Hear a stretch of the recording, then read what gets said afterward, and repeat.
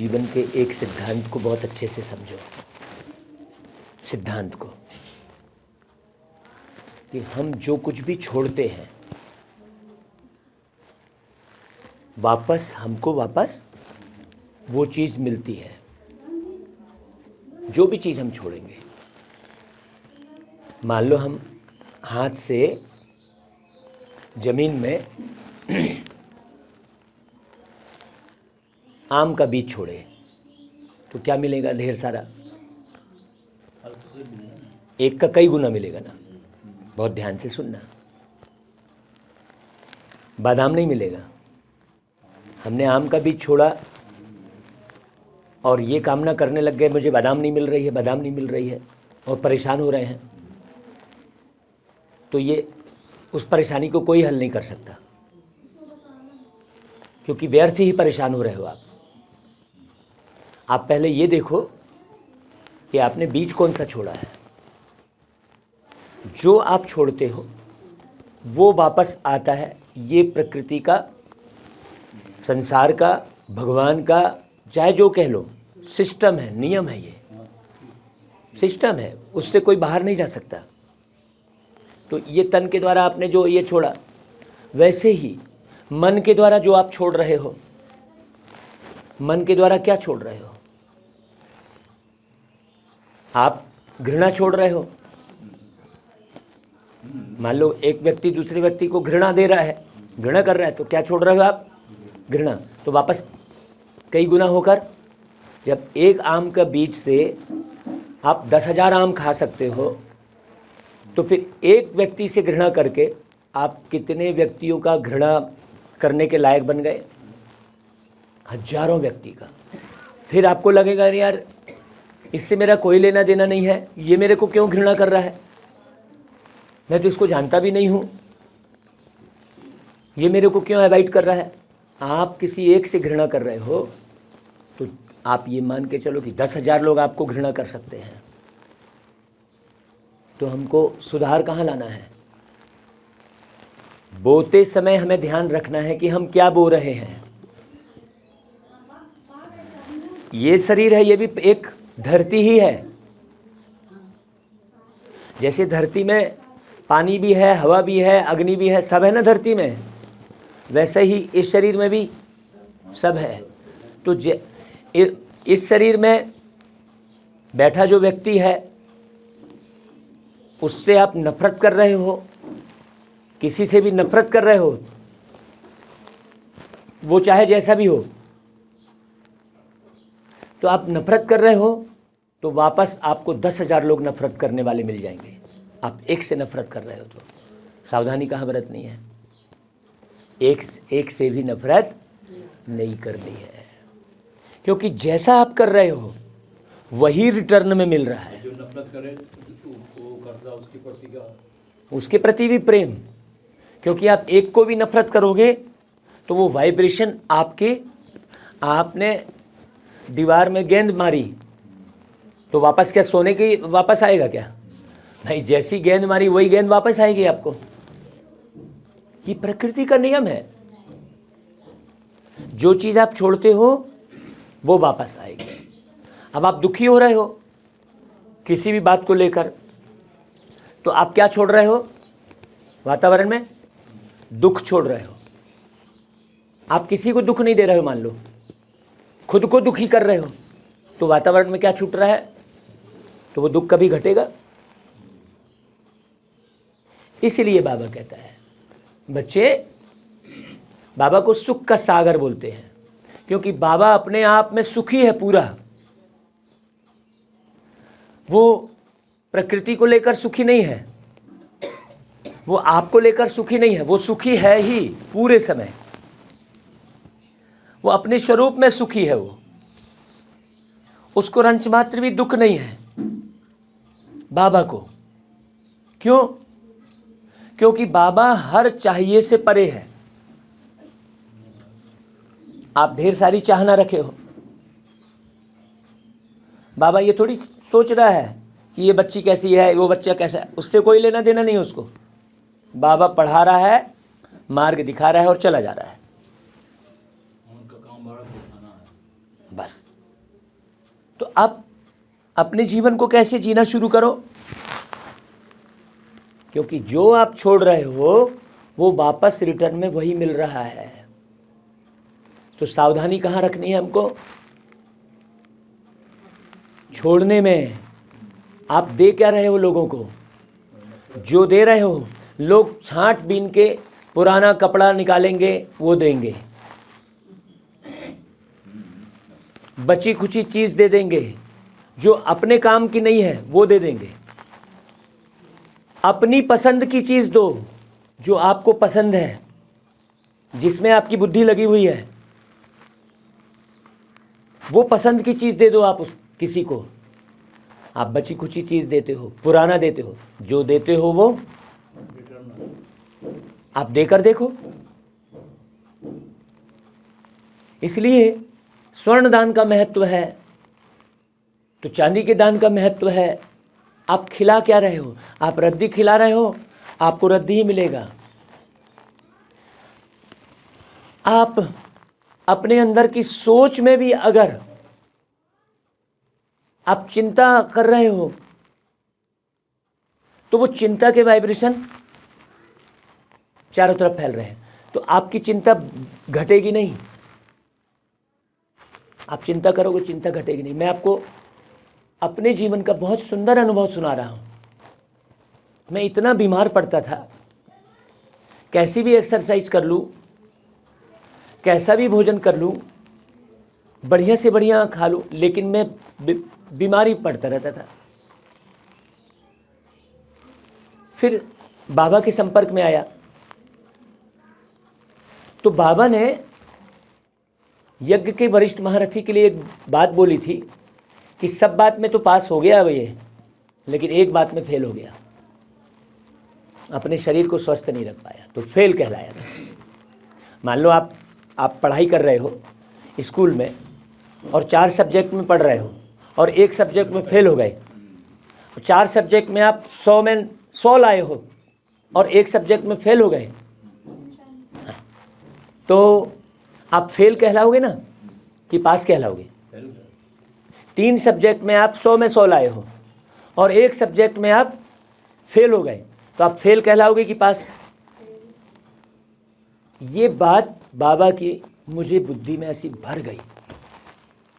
अब मैंने संकल्प करना शुरू किया कि नहीं, मैं तो स्वस्थ हूं अब,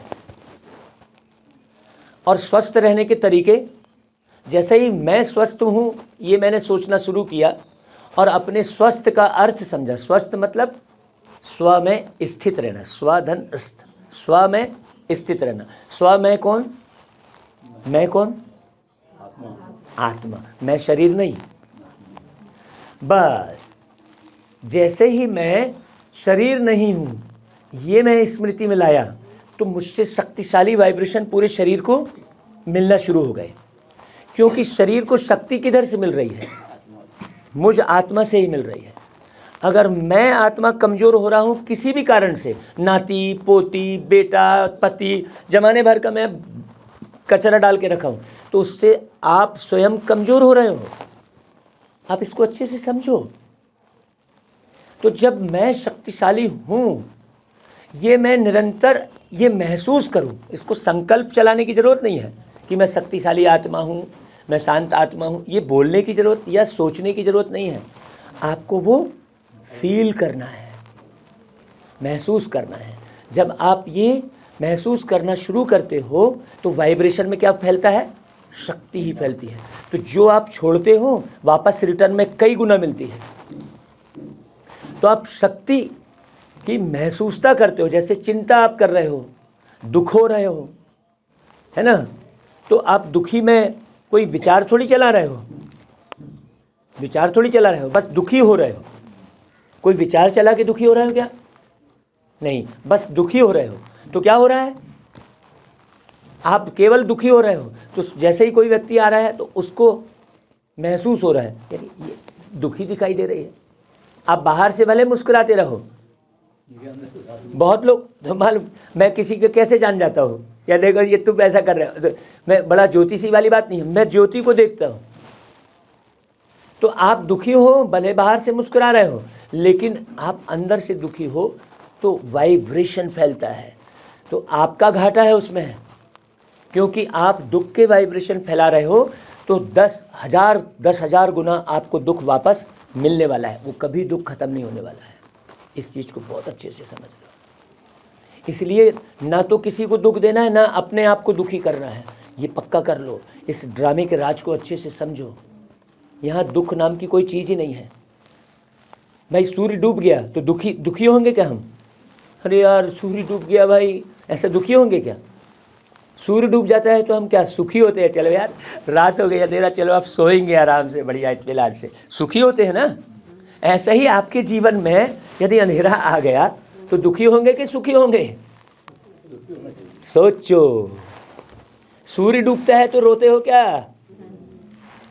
पानी गिरने लगता है तो रोने लगते हो क्या? सोचो, आप दुखी क्यों हो रहे हो? कोई कारण ही नहीं बनता है दुखी होने का, है? परेशान होने का कोई कारण ही नहीं बनता है। दुनिया में हजारों आत्माएं इस तरीके से दुखी होती हैं। यदि आप दुखी नहीं होगे ना तो दूसरी आत्मा बैठकर आपके शरीर में दुखी होगी। आपको इतना मजबूत बनना है। आपको हम बता दें, यदि आप, एक समय ऐसा आता है, ये परीक्षा, मैंने रोड मैप ऑफ परफेक्शन लाए हैं क्या? वो रोड मैप ऑफ परफेक्शन का, अरे भेजे तो थे हम, नहीं हम डिज़ाइन भेजे थे, इन्होंने निकाला नहीं है। उसको उमेश भाई को आज फ़ोन करूं तो वो निकाल के भिजवाएंगे। तो आप समझना, जब आप पुरुषार्थ शुरू करते हो और आप सुखी होना शुरू हो जाते हो तो और दूसरी आत्माएं आके आपके शरीर में प्रवेश करके वो दुखी होती हैं, आपको मालूम ही नहीं पड़ेगा। अरे मैं दुखी क्यों हो रहा हूँ भाई आखिर? फिर धीरे से जब मालूम पड़ेगा, जब अपने कॉन्शियस में आओगे, जब आप अपने को अलग समझना शुरू करोगे, अपने ओरिजिनल स्वरूप में स्थित होना शुरू करोगे, केवल ज्ञान सुन रहे हो आप स्वरूप बन नहीं रहे हो, तो आप 100 साल ज्ञान सुनते रहो, उससे क्या फर्क पड़ने वाला है? जो सुन रहे हो वो स्वरूप बनाना पड़े अपना, नहीं तो आप 100 साल सुनते रहो, उससे कोई फर्क नहीं पड़ने वाला है। बाबा रोज की मुरली में आपको वो विधि सिखाता है। आज की मुरली में देखो बाबा क्या कह रहा है, मीठे बच्चे तुम दुख हरता सुख करता बाप के बच्चे हो। किसके बच्चे हो तुम? किसके? कौन से बाप के? सुख करता बाप के बच्चे हो। केवल हमारा बाप कैसा है? सुख करता है। तो बाप की जो जाति वो बच्चे की जाति है, तो हमारा बाप सुख करता है? जाति किस आधार पर, जाति किस आधार पर बनाई जाती थी पहले? भाई जो जैसे कर्म करता था उस आधार पर उसको, जैसे चप्पल के वो करते था तो मोची, इस तरीके से वो चमार जो चमड़े का काम करता था उसको चमार जाति का बोलते थे, चमड़े का काम करता था। उसी प्रकार बाबा सुख करता है तो मेरे भी गुण कौन से होने चाहिए? बस इतनी सी बात है, उसी को बाबा को याद करना कहलाएगा। बाबा की याद टिपिकल लगती है आपको? बाबा की याद क्या है? बाबा सुख करता है तो मैं भी सुख करता हूं। मैं सुख करता मतलब मैं सुख के कार्य करता हूं। सुख करता मतलब सुख वाले कार्य करता हूं, जो सबको सुख पहुंचाए, मैं ऐसे कार्य करता हूं। तो बोलना भी एक कार्य है, बोलना भी एक कर्म है ना। तो मैं ऐसा बोलूं जो सबको सुख मिले, है रे भाई। अब जैसे हम अच्छे अच्छे गीत गा रहे हैं तो मैं गीत बोल रहा हूं ना अच्छे अच्छे।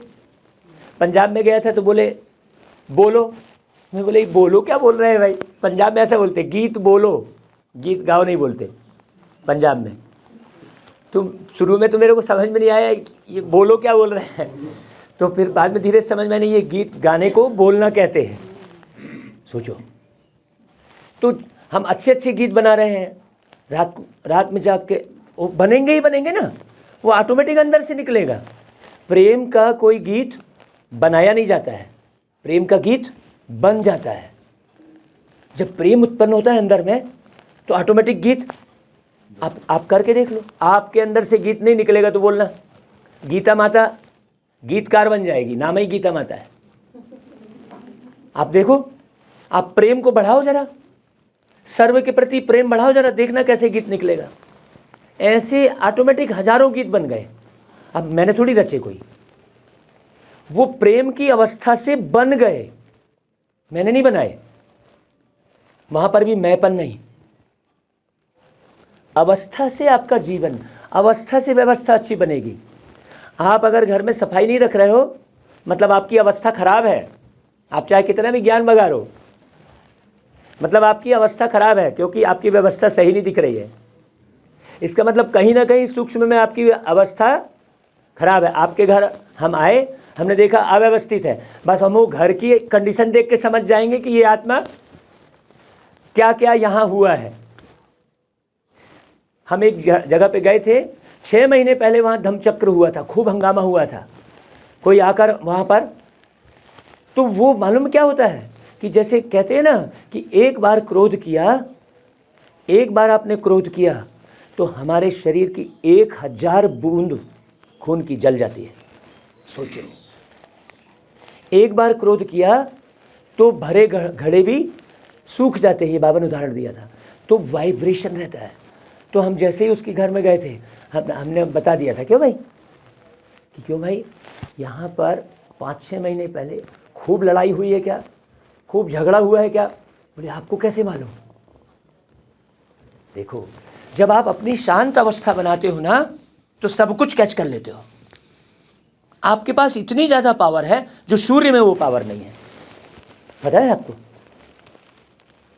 पता है आपको? आपके पास इतनी पावर है, हजारों, चाहे कितनी स्पीड से हवा चल जाए, लेकिन उस हवा, वो हवा आपको कुछ नहीं बिगाड़ पाएगी। आपके पास इतनी पावर है। ऐसे नहीं कि आत्मा हवा में कहीं भी उड़ के भाग गई।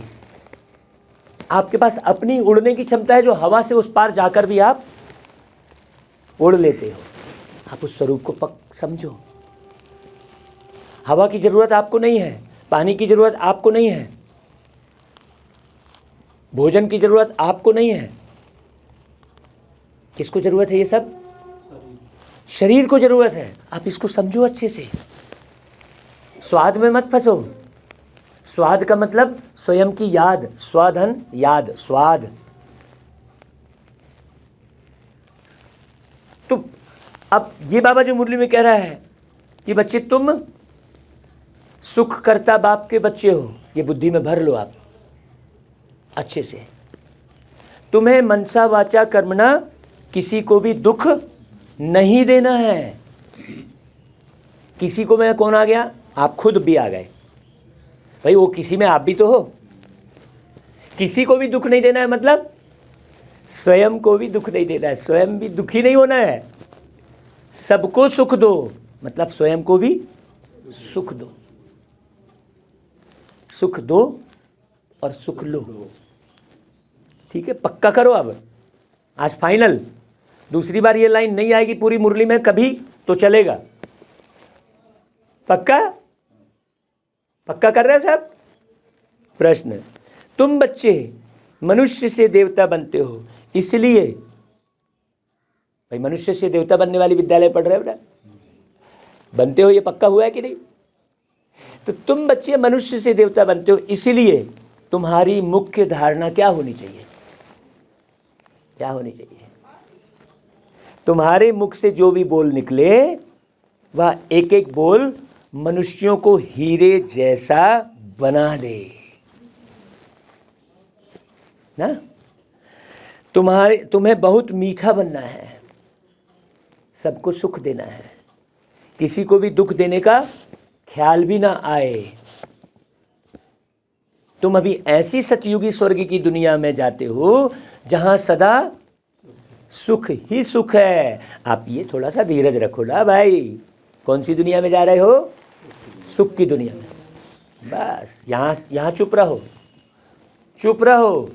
अंदर में खूब ज़्यादा हलचल चल रही होती, मेरे साथ ऐसा हो रहा है, मेरे साथ वैसा हो रहा है। अरे अंदर में क्या चीज़ लाओ कि भाई भगवान आया है। आपको ये पक्का हुआ है कि नहीं भगवान की वाणी चल रही है? वो बोल रहा है कि सुख की दुनिया तुम्हारे लिए बना रहा हूं मैं, तो हमको विश्वास होना चाहिए ना भाई। तो तुम्हें बाप की श्रीमत मिली है बच्चे। क्या श्रीमत मिली है? बाप समान दुख हरता सुख करता बनो। लोगों के दुख हरो। तुम्हारा धंधा ही है। तुम्हारा जैसे धंधे में मन लगता है कि नहीं, भागते हैं अपन, वैसे ही तुम्हारा धंधा क्या बताया बाबा ने, सबके दुख हरकर सुख देना, ये तुम्हारा धंधा है। गीत दुनिया वाले गाते हैं, इस पाप की दुनिया से दूर कहीं दूर ले चल। क्यों गा रहे हैं इस पाप की दुनिया से दूर कहीं दूर ले चल? क्योंकि यहाँ पूरा पाप ही पाप है। तो कहीं दूसरी दुनिया तो बनाएगा ना, भगवान के लिए बोल रहे थे तो। ओम शांति। बच्चों ने यह गीत सुना, बच्चे जानते हैं कि हम पुरुषार्थ करते हैं काहे के लिए, ऐसी दुनिया में जाने के लिए जहां एक तो माया नहीं होती और कभी भी मनसा वाचा कर्मणा कोई को भी दुख नहीं देते, इसलिए उनका नाम ही है स्वर्ग, पैराडाइज, बैकुंठ। बैकुंठ मतलब किसी के अंदर कोई बैर नहीं है, किसी के अंदर कोई कुंठा नहीं है। अभी तो सब कुंठित है। बैकुंठ जहाँ बैर नहीं है, जहाँ कोई कुंठा नहीं है ना भाई। बरोबर वहाँ के मालिक लक्ष्मी नारायण का चित्र भी हम सदियों से देखते आ रहे हैं, लेकिन ये नहीं मालूम था कि ये बिड़ला के कितने मंदिर हैं लक्ष्मी नारायण के पूरे देश भर में। लेकिन ये मालूम था क्या कि ये कहाँ के राजा रानी है भाई? किसी को नहीं मालूम था कि राजा रानी का चित्र है। सिंपल सी बात है, जो यहाँ पर जीवन जीता है उसी के चित्र बनते हैं, तो जरूर ये राजा रानी कहीं के होंगे। लेकिन लोगों ने क्या कर लिया, इनको भगवान समझ लिया। ये राजा रानी थे कहीं के। जब इनके सोने के मुकुट अभी मूर्ति में लग रहे हैं, सोने के छत्र चढ़ा रहे हैं लोग, तो साकार में कैसे होंगे भाई? तो क्या झूठ है क्या ये? सोचो, आप चले जाओगे, आपका चित्र झूठा हो जाएगा क्या? आप थे तो आपका चित्र टंगा है भाई, आपके घर में आपके दादा का चित्र टंगा, तो झूठा है क्या वो? तो बाबा वही कह रहा है, चित्र भी तो दिखाते हैं ना बच्चे, प्रजा का तो चित्र नहीं दिखाएंगे ना। लक्ष्मी नारायण का चित्र है, जिससे सिद्ध होता है कि उन्हों की राजधानी में जरूर सारे के सारे ऐसे ही मनुष्य होंगे। देखो कितनी प्यारी बात बता रहा है बाबा। भारत में ही यह स्वर्ग के मालिक थे, जहां दुख का नाम निशान नहीं रहता।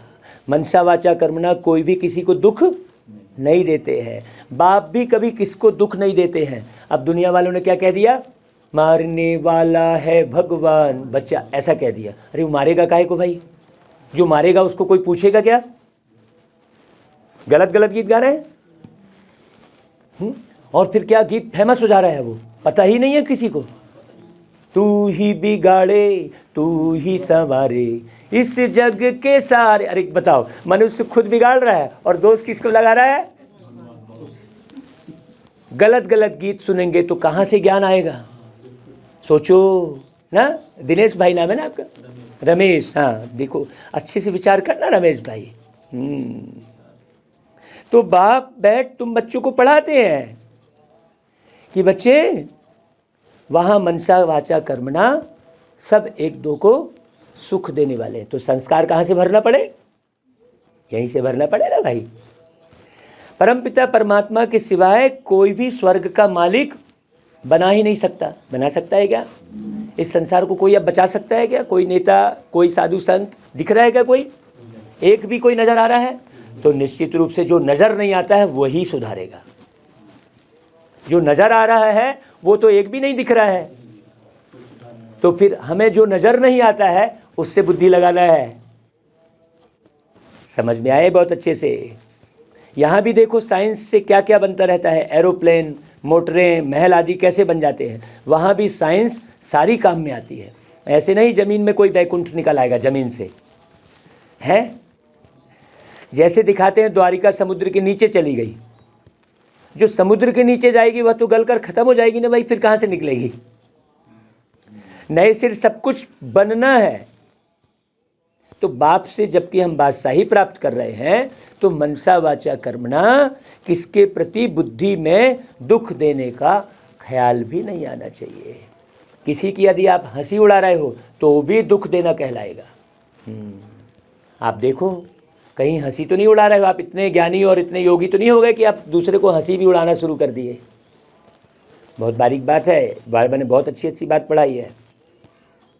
बाबा कहते हैं भले यहाँ माया का राज्य है, सब एक दूसरे को दुख दे रहे हैं, लेकिन तुमको क्या करना है? हाँ, मनसा तूफान पे तो आएंगे। क्या बोला बाबा ने? मनसा तूफान आएंगे। कब तक आएंगे? कब तक आएंगे मनसा तूफान? जब तक आप विदेही अवस्था नहीं बनाते हो तब तक आपके पास मनसा तूफान आएंगे, और जब विदेही अवस्था अपने को स्वरूप को पहचान लोगे तो मनसा तूफान नहीं आएंगे। बाकी दिल में किसको दुख देने का ख्याल भी नहीं आना चाहिए। इस समय सब एक दो को दुख ही देते हैं, समझते सुख है, परंतु वह है दुख। किसके लिए बोल रहे हैं बाबा? विषय विकार के लिए, वासना के लिए बोल रहे हैं। सारे लोग वासना को क्या समझते हैं? सुख समझते हैं, बहुत बड़े भ्रम में हैं। उसके कारण आगे कितना दुख है किसको मालूम नहीं है। अगर आप बाबा की श्रीमत का ये उल्लंघन करते हो, आप देखना आगे कितना दुख मिलने वाला है फिर। हाँ, बाप से सबको बेमुख करते हैं कौन? वासना में जाने वाले। यह भक्ति मार्ग भी ड्रामा में है, ड्रामा को कोई भी जानते ही नहीं है। वह लोग समझते हैं हम यह शास्त्र आदि सुनाते हैं, यह भी ज्ञान देते हैं। अब आयुर्वेद बोलते हैं, वेद माने क्या हुआ? ज्ञान। आयु माने क्या हुआ? आयु, उम्र। तो जड़ी बूटी कैसे हो गया? आयुर्वेद को कहाँ से जोड़ दिया लोगों ने?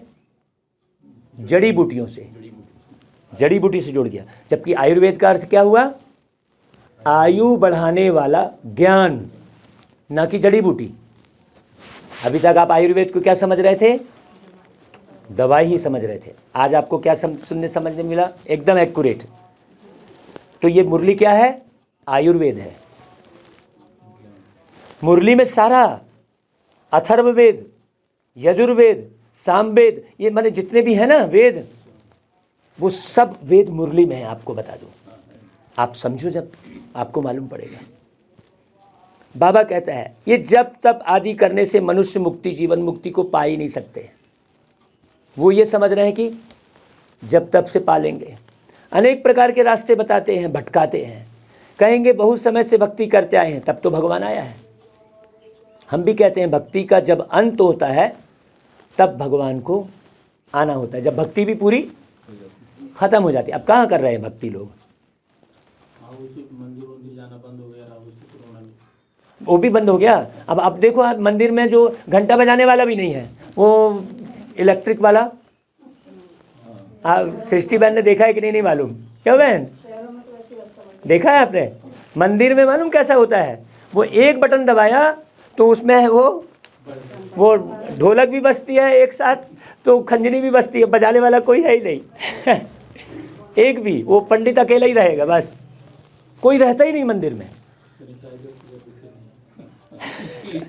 तो बाबा कहता है भक्ति भी अब पूरी खत्म हो गई। आकर फिर भक्ति का फल लेते हैं, तो वह सब भक्ति की लाइन में चले जाते हैं। इसको ज्ञान नहीं कहेंगे। बहुत अच्छे से समझना, बाबा बहुत गहरी बात कर रहा है। शास्त्रों के ज्ञान से सद्गति नहीं होती। ये रामायण में भी लिखा है, उत्तरकांड में, जो मुरली में है ना, लेकिन लोग उसको तरफ ध्यान ही नहीं दे रहे हैं। बुद्धि भ्रष्ट है, वासना की तरफ बुद्धि है, तो रामायण की चौपाई का भी पता नहीं लग रहा है। अभी हम भागवत में खोल रहे हैं ना, तो समझ में आ रहा है ना कि यार अरे रामायण में 3 राम की कहानी है। कहानी सुनना है, बोलो, उसका अर्थ थोड़ी समझना। सोचो, अखंड रामायण पढ़ी, देख 4 बजे शुरू की, तो देख जल्दी जल्दी लपर लपर बिल्कुल ढोलक पीटा, और पूरे दूसरे दिन 4 बजे कैसे भी करके खत्म होना है, भले वो कई चौपाई छूट जाए।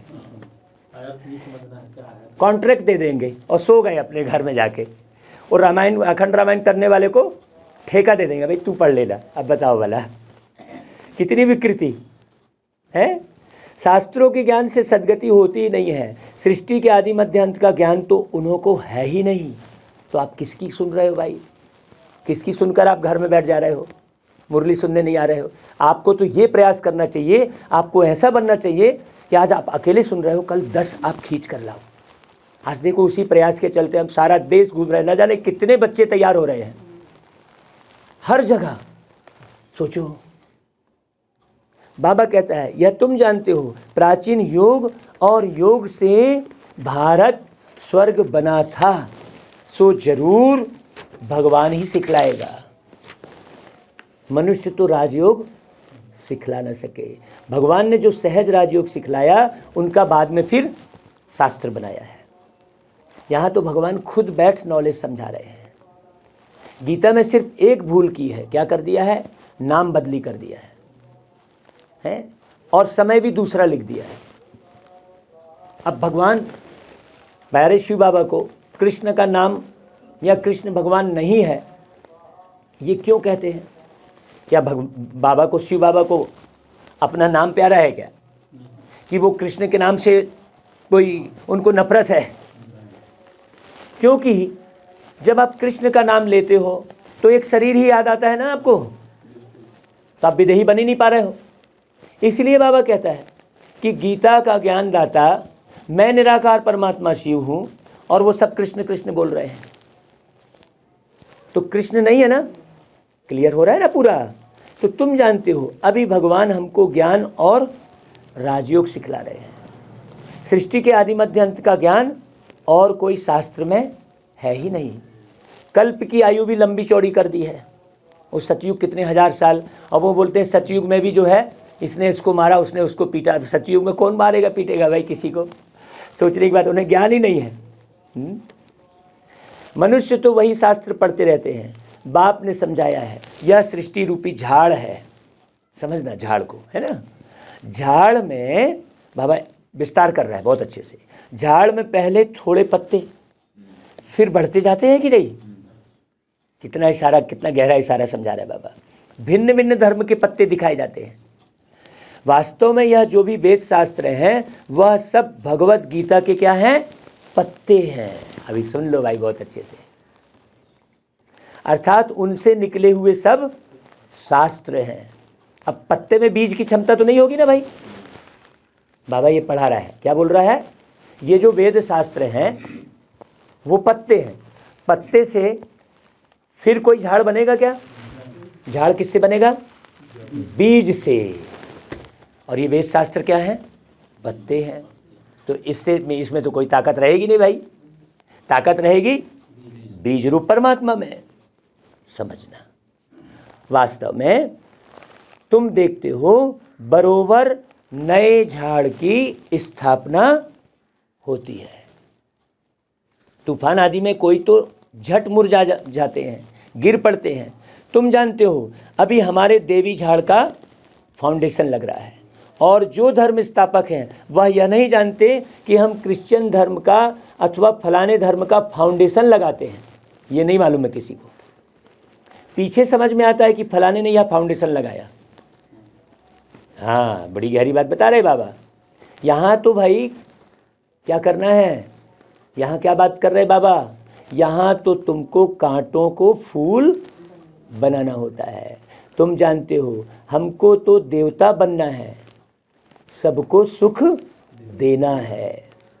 किसको दुख देने का ख्याल भी नहीं आना चाहिए।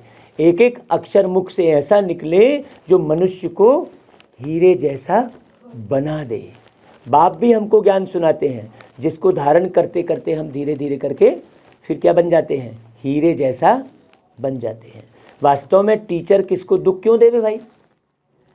वह तो पढ़ाते हैं, समझाया जाता है। अगर अच्छी रीति नहीं पढ़ेंगे तो 21 जन्म के लिए घाटा पड़ जाएगा। 21 जन्मों के लिए अब ही पुरुषार्थ करना है। ये एक जन्म सोचो, 21 जन्म की कमाई जमा करनी है। हाँ, बाप मिला है तुमको कमाई देने के लिए। जिसको ही भक्ति मार्ग में याद करते थे, हे भगवान, साधु संत आदि सब याद करते हैं भाई। करते हैं ना, सवेरे 5 बजे से आपको सुनाई देती है कि नहीं अजान? तो याद कर रहे हैं ना भगवान को। सोचो, तो भगवान तो एक है, परंतु वह कौन है यह नहीं जानते। श्री कृष्ण तो सतयुग में प्रिंस था भाई। अपने प्रिंस का जीवन जिया, दूसरे शरीर में प्रवेश कर दिया। अभी श्री कृष्ण, हो सकता है वो रमेश के नाम से वो श्री कृष्ण ही बैठा हो तो तुम तो जानो। तुम रमेश क्यों समझ रहे हो अपने आप को? हो सकता है आप अपने उस स्वरूप को धारण करो। हो सकता है वो सृष्टि बहन जो बैठी है वो आदि लक्ष्मी हो, तो आप पहचानो अपने आप को अच्छे से, है ना भाई। क्योंकि 84 का चक्र लगाया कि नहीं लगाया, आप गहरे से जाओ तो समझ में आएगा। बाबा ने अव्यक्त वाणियों में बहुत अच्छा और पढ़ाया, अव्यक्त वाणियों को भी पढ़ना। तो भगवान तो एक है।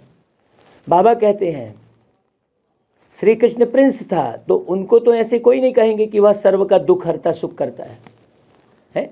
वही श्री कृष्ण की आत्मा जो सुख में थी, अब वही कौन है? अभी दुख में है। देखो कितनी गहरी बात बोल रहे हैं। जब वो कृष्ण अभी दुख में है तो उसको पुकारने से क्या फायदा? सोचो। शिव को ही सदा शिव कहते हैं। सदा शब्द किस में लगा है?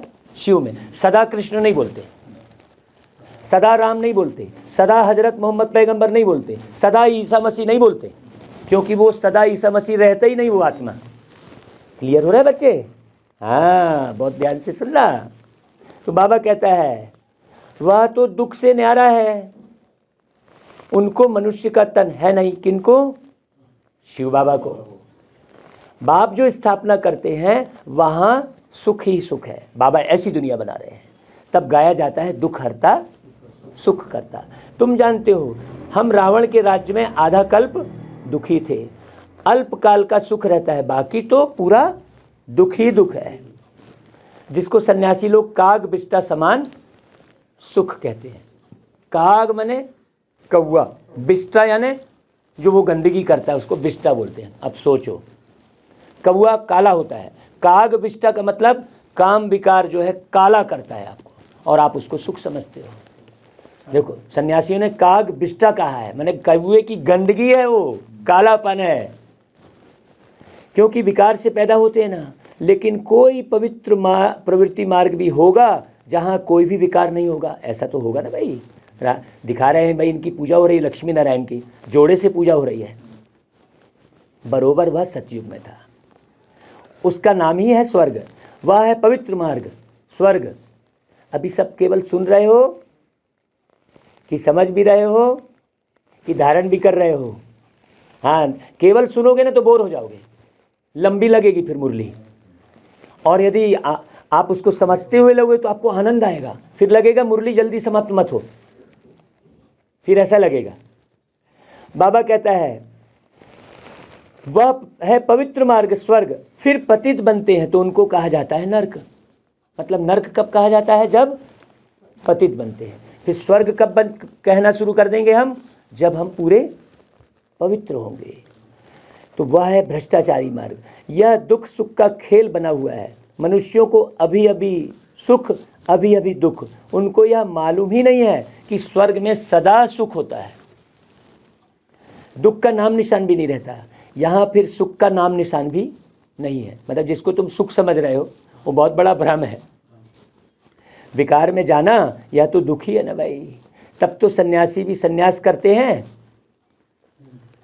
घर गृहस्थ छोड़कर नारी से दूर रहते हैं। भाई क्यों रहते हैं? एकदम सिंपल सी बात है समझने की। सोचो, आप पवित्रता को समझ नहीं रहे हैं, जब बाबा के एक से एक उदाहरण दे रहे हैं। देखो है, तो वह है निवृत्ति मार्ग। सतयुग में प्रवृत्ति मार्ग था, इकट्ठे रहकर पवित्र रहकर दिखाना, तो तुम ज्यादा ऊंच पद पाओगे। हाँ, अच्छे समझना रमेश भाई। हाँ, बहुत अच्छे से। बाबा कहता है वह था शिवालय, शिव बाबा ने स्थापित किया था। कभी भी उस घेरे में नहीं आना, अच्छे से पक्का कर लो। क्या नाम है बच्चे का? खुशी। हाँ, खुशी गुम नहीं करना। हाँ, खुशी गुम कब हो जाएगी? जब हथियाला बांध लोगे तो गुम हो जाएगी पक्के में। हथियाला बांधना नहीं कभी भी। बाबा कहता है देवी देवताएं, लक्ष्मी नारायण आदि के जड़ चित्र मंदिरों में भी कैसे ताज व तख्त से सजे हुए हैं। आज भारत ही है जिसमें राजा रानी देवी संप्रदाय थे, और कोई धर्म में ऐसे नहीं है। भल राजाएं तो हुए हैं, परंतु डबल ताज नहीं है, पवित्रता का भी और सुख का भी। हाँ, सतयुग में शुरू से ही राजाई चलती है। आदि सनातन डबल सिरताज देवी देवता धर्म था। वह धर्म कैसे स्थापन हुआ, किसने किया, यह सब बातें तुम बच्चे ही जानते हो। भाई हिंदू धर्म का धर्म पिता कौन है बताओ जरा, रमेश भाई? मुस्लिम धर्म का धर्म पिता हजरत मोहम्मद पैगंबर, सिख धर्म के गुरु नानक जी। हाँ, हिंदू धर्म का धर्म पिता नहीं है, हिंदू धर्म का परम पिता है। कितनी खुशी की बात। किसी को मालूम है क्या? किसी हिंदू से पूछना सीधा सीधा, तुम हिंदू हिंदू चिल्ला रहे हो, बताओ तुम्हारा धर्म पिता कौन है? शॉर्ट हो जाएगा। जब तुम्हारा धर्म ही पिता नहीं है तो हिंदू धर्म आया कहाँ से? ये तो बिगड़ा हुआ है, जब तुम विकार में गए तो हिंदू कहलाने लग गए। नहीं तो तुम कौन से धर्म के हो? देवी देवता धर्म के हो। तुम माने कौन रमेश भाई? आत्मा। रमेश भाई नहीं, आत्मा है। हाँ, अगर तुम भी किसको दुख देंगे तो कौन कहेगा कि यह दुखहर्ता सुखकर्ता की संतान है? पहले मनसा में ख्यालात आते हैं, फिर एक्ट में आते हैं। तुम बच्चों को तो अति मीठा बनना है। भगवान पढ़ाते हैं तो जब तक चलन तुम्हारी दैवी नहीं होगी तो मनुष्य तुम पर विश्वास कैसे करेंगे? गीता में भी लिखा है, भगवान उवाच, गीता में लिखा है क्या? मैं तुमको नर से नारायण बनाता हूँ। भगवान जरूर संगम पर होंगे ना। भगवान उवाच, मैं तुमको राजयोग सिखाता हूँ तो जरूर पुरानी दुनिया का विनाश भी होगा ना भाई। यह काम कोई कृष्ण का तो नहीं है भाई, कृष्ण तो पात्र है, उस ड्रामे का पात्र है, डायरेक्टर तो कोई और है ना भाई। भाई जब कृष्ण के पात्र दिखा रहे हो कि वो रथ पे खड़ा है, वो मटकी फोड़ रहा है, वो माखन चोरी कर रहा है, तो वो एक्ट कर रहा है ना, तो वो कैसे डायरेक्टर हो जाएगा? जो एक्टर मंच पे एक्टिंग कर रहा है वो डायरेक्टर कैसे होगा? पीछे से जो पर्दे के पीछे जो डायरेक्टर अलग होगा ना भाई। डायरेक्टर कहाँ दिखेगा? सारे एक्टर ही दिखते हैं। ऐसे क्लियर करके समझाना है सबको, तो क्लियर हो जाएगा कि हाँ यार, हमको उस डायरेक्टर को जानना है जो दिखता नहीं है ना भाई। बाबा कहता है त्रिमूर्ति दिखाते हैं परंतु शिव को उड़ा दिया है, फिर कहते हैं ब्रह्मा को 3 मुख होते हैं। बताओ, कुछ भी कर दिया नहीं। यह एक मुख वाला ब्रह्मा कहाँ से आया? अब मनुष्य को 3 मुख कैसे होंगे भाई? बाप कहते हैं तुम मेरे समझू सयानी बच्चे हो, तुम ही विश्व पर राज्य करते थे, अब बाबा तुमको देही अभिमानी बना रहे हैं। तुम मना कौन? हाँ, बार बार ये ख्याल करना, तुम मतलब खुशबू नहीं है ना भाई। अब अपने को आत्मा समझो। मुक्ति धाम में सबको अशरीरी बनाए भेज देते हैं बाबा। यहां आकर तुमने यह शरीर धारण किया है, ऐसा कोई बोल ही नहीं सकता कि सबको अशरीरी बनाए भेज देते हैं। कौन बोलेगा ऐसा? ये बोल से मालूम पड़ रहा है ना कौन बोल रहा है भाई? भगवान बोल रहा है। किसकी वाणी सुन रहे हैं? कितना नशा चढ़ना चाहिए। बाबा कहता है अंतिम जन्म में बच्चे ऐसे अपने अपने साथ बातें करो। हाँ, बाप कहते हैं अभी तुम देही अभिमानी बनो। क्यों? क्योंकि वापस लौटना है, फिर तुम स्वर्ग में आएंगे। अभी तुम मेरे द्वारा स्वर्ग की बादशाही लेने की मेहनत कर रहे हो। बाप को तुम भूल जाते हो तो खुशी का पारा नहीं चढ़ता है। जिसको निरंतर बाबा याद रहेगा वो सदा मस्ती में मस्त रहेगा ना भाई। शास्त्रों में कितनी भारी भूल कर दी है, शिव बाबा को ही उड़ा दिया है।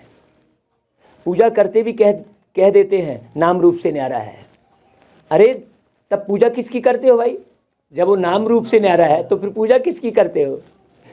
कितनी देखो, एक मुरली में बाबा ने कितने पॉइंट्स क्लियर किए हैं।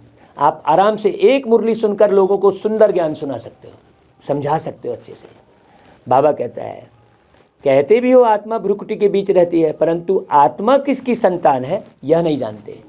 ये रमेश के तो पिता अलग हैं, लेकिन रमेश शरीर नाम में जो आत्मा बैठी उसका पिता कौन है? मैं किसी से पूछता हूँ क्यों भाई तुम कहाँ से आए, तो कहता है माँ के गर्भ से आए। तो तुम माँ के गर्भ में कहाँ से आए? तब शॉर्ट हो जाता है, बताएगा ही नहीं। अरे हाँ, ये बात तो सही है भाई, मैं माँ के गर्भ में कहाँ से आया। उसको एक जो है सोच चलती है ऐसी सोच डालो अंदर ताकि वो सोच में आए और फिर आए सेंटर सुनने के लिए। बाबा कहता है इस पुतले को मैं नचाता हूँ, भ्रुकुटी के बीच में रह इस शरीर द्वारा पार्ट बजाता हूँ। कौन? मैं आत्मा। इस पुतले को कौन नचाता हूँ? मैं नचाता हूँ ना भाई। यह हाथ किसने उठाया? मैंने उठाया ना। ये मुरली कौन चला रहा है भाई? मैं आत्मा बैठ के चला रहा हूँ ना। मैं निकल गया तो फिर चलाऊंगा क्या? सोचो तो, इस पुतले को कौन नचाया? मुझ आत्मा ने नचाया। लोग क्या समझते हैं? भगवान नचा रहा है। देखो गलत हो गया ना। इस पुतले को कौन नचा रहा है? तुम आत्मा नचा रहे हो। जैसा नचाओगे वैसा चलेगा ये। तुम उल्टा सीधा नचाओगे तो उल्टा सीधा चलेगा। फिर इसलिए सवेरे हम नचाना सिखाते हैं डेली 5 बजे, भाई तुमको कैसे खड़े होना है ना भाई। और खड़ा ही टेढ़ा बेड़ा होता है व्यक्ति, है ना। बाबा कहता है कठपुतलियों का डांस होता है ना, वह दूसरे आदमी बैठ डांस कराते हैं। पहले पहले तो देही अभिमानी बनना है, और बाप जो कुछ समझाते हैं उसको धारण करना है। हाँ, प्रदर्शनी में पहले पहले तो बाप का परिचय समझाना है कि यह सबका बाबा है, वह निराकार। दूसरा साकार प्रजापिता, 2 बाबाएं हैं, है।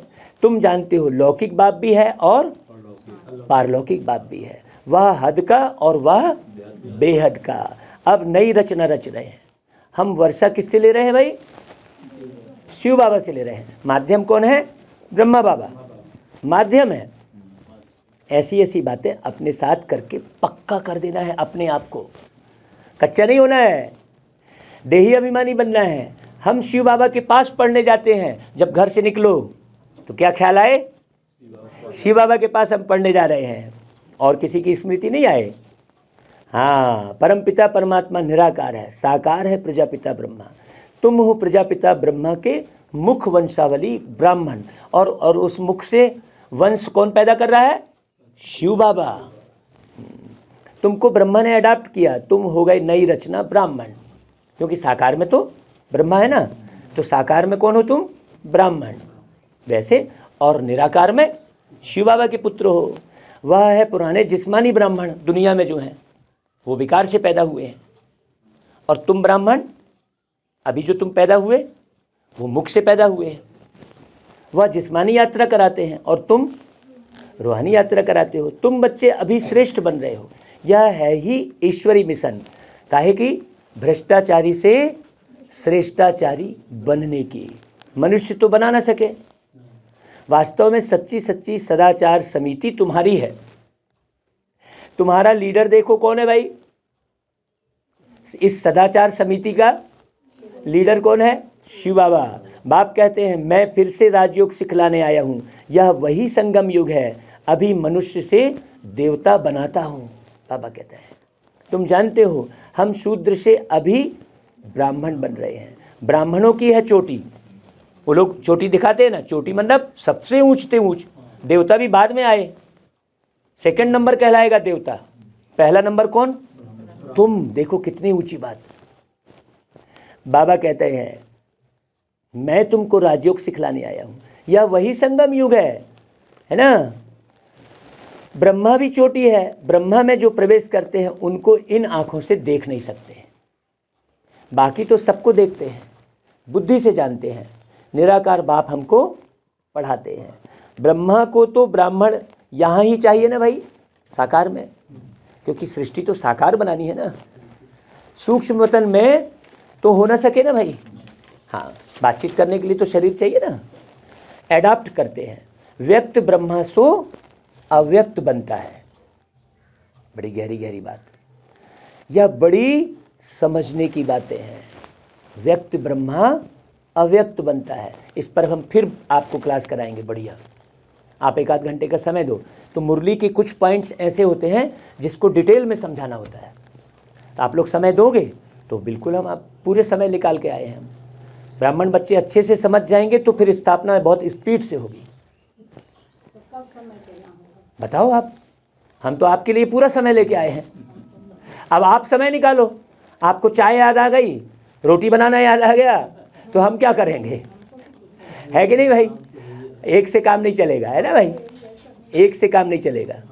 ये पूरी हाल भर, एक पूरी क्लास भरी होनी चाहिए रोज। ये कम से कम इतना छोटा कमरा तो भरे, है ना। देखो, अरे वाह, ताली बजाओ भाई। होरीलाल भाई आ गए, क्या बात है। होरीलाल भाई के लिए विशेष मिठाई लाना भाई। मैं तो देख के खुश हो गया भाई। अरे कमाल हो गई भाई, वाह भाई वाह। देखो वंडरफुल है। देखो आज बाबा ने होरीलाल भाई को पकड़ लिया अच्छे से। वाह, बजाओ तालियां जोरदार। बाबा कहता है देखो, पहले पहले लक्ष्य को समझ लिया, फिर भल कहाँ भी बैठ पढ़ सकते हो। लक्ष्य को अच्छे से पक्का कर लिया। हम कहीं, अभी देखो हम यहाँ बैठ के पढ़ रहे हैं ना भाई। सारा देश घूम रहे होते हैं, ट्रेन में बैठ के पढ़ रहे होते हैं। हम रोज़ रिकॉर्डिंग कर रहे होते हैं, जगह थोड़ा साइलेंट ढूंढते हैं और बस रिकॉर्डिंग कर रहे होते हैं रोज़। बाबा कहता है मुरली रोज़ाना सुननी पड़े। अभी रमजान चल रहा है, रमजान स्पेलिंग क्या है?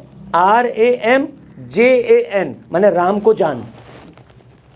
और रमजान में ही रोज़ा रखते हैं, मतलब राम को रोज़ जानने के लिए, राम को जानने के लिए रोज़ रोज़ा, राम को जानने के लिए रोज़ा। अब वो समझ ही नहीं रहे हैं। अभी रोज़ा वो कैसे कर रहे हैं? अनाज को त्याग के। हम उपवास कैसा करते हैं? अनाज को त्याग के। अरे अनाज को क्यों त्यागना है? अनाज ने क्या बिगाड़ा भाई? लोग समझ ही नहीं पाते हैं। वो जो जीव को मारते हैं रोज, उसको नहीं त्यागे। देखो, है ना, ये समझने की बात है। ये हमने उदाहरण दिया। रोज मतलब भगवान के दरवाजे पर रोजा, और रोजा कब रखते हैं? रमजान के दिन। अब रमजान को समझो, अब वो रमजान कह दी, जबकि RAM क्या हुआ? राम। JAN क्या हुआ? जान, माने राम को जान। देखो कितना क्लियर हुआ। अब किसी मुस्लिम भाई को समझाते हैं ना, वो सुन रहा है, जी ऐसा है क्या? वो तो तुम अपना राम बोल रहे हो। नहीं, हमारा राम क्या, राम सभी का है ना।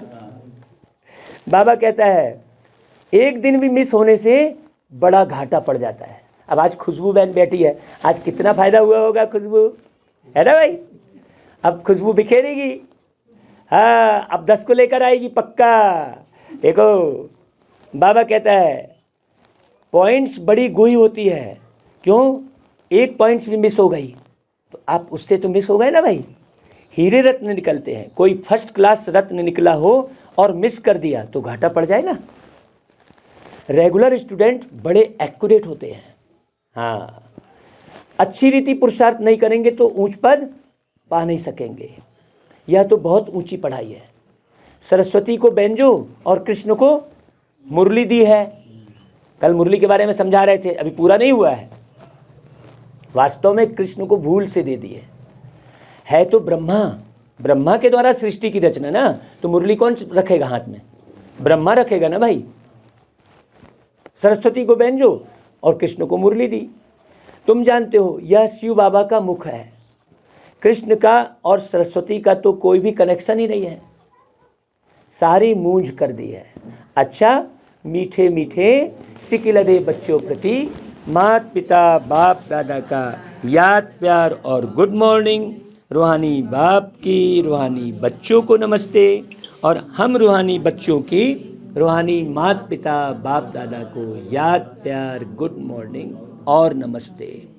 अभी धारणा के लिए मुख्य सार बहुत सुंदर आया है।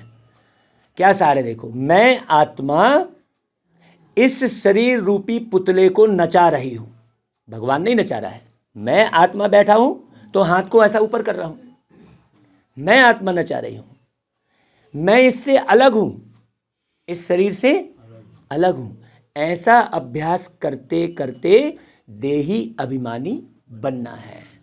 हाँ, दूसरी पॉइंट, मुरली कभी भी मिस नहीं करनी है। और लाल भाई अब रोज आना है। देखो आप आए और मुरली कौन सी चल रही है? क्या बोल रहा है बाबा ना? खुशबू क्या बोला बाबा? मुरली कभी मिस नहीं करनी है। अभी रोज आओगे पक्का? ऐसा नहीं मैं चला गया तो आप आना बंद कर दिए। मुरली तो बाबा की चलेगी भाई, है ना।